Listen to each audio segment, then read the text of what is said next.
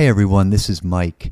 In this podcast, I'm going to talk about the benefits of drafting a written partnership agreement in advance as opposed to after the business has already been started. What it comes down to is that drafting a partnership agreement upfront allows for freedom of choice. What I mean by freedom of choice is that the agreement allows the parties to adjust their profit margin and to determine what share of contribution each partner must assume. The partners can draft their own clauses where they might prefer to do one thing as opposed to another.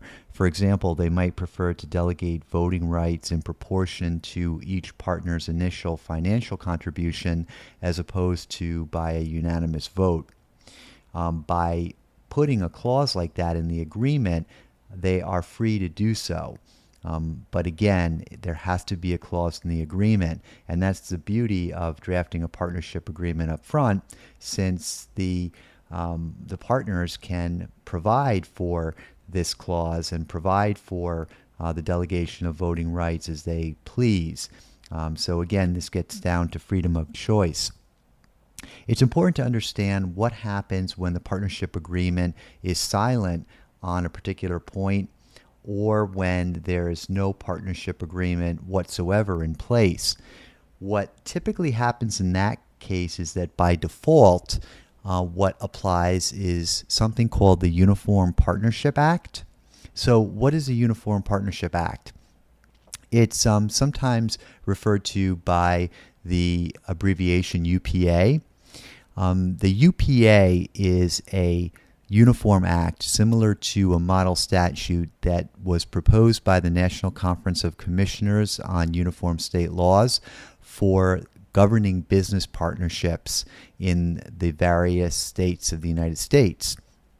Several versions of the UPA have been promulgated by the National Conference, the earliest of which was put forth as far back as 1914, and the most recent of which was put forth in 1997.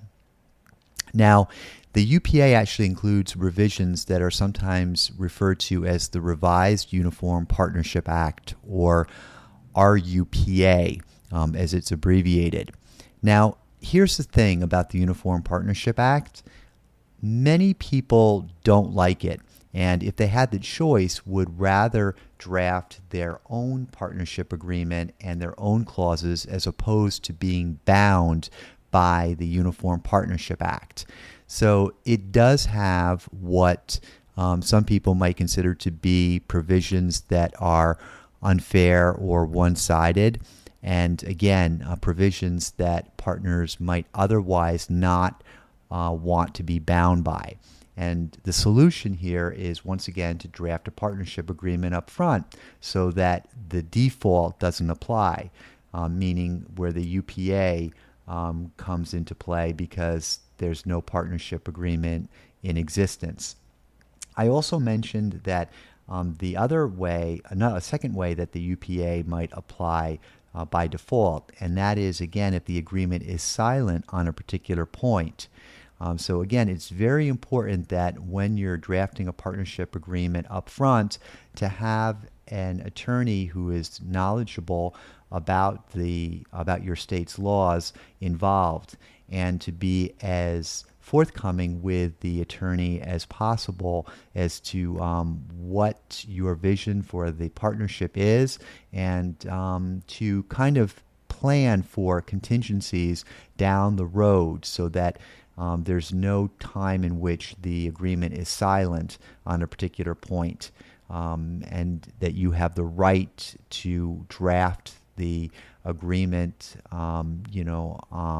from your freedom of choice and from the way you want to have the agreement govern your affairs, as opposed to having this statute come into effect. Another way that the UPA could potentially apply is if the partnership agreement that's drafted contains provisions that are contrary to law. So if you're counting, there are actually three ways that the UPA might apply. And that is, first, when there's no partnership agreement in existence, meaning none was drafted up front. Second, the agreement is silent on a particular point. Or third, the agreement contains provisions that are contrary to law. And just to kind of flesh this concept of the UPA out a little more, what it does is it provides rules as to many aspects of a partnership relationship. And these rules go well beyond formation of the partnership. They actually include rules that govern the ownership of partnership assets, the assessment of fiduciary duties, the settlement of partnership disputes, and finally, termination of the partnership. And that's why, again, if there is not a provision that has been drafted or a clause drafted in the partnership agreement, by default, the UPA applies. If you have any questions about this or any other topic related to partnerships and drafting a written partnership agreement, feel free to shoot me an email. I'm at mjdebliss. It's spelled D as in David, E as in Edward, B as in boy, LIS, @dblisslaw.com.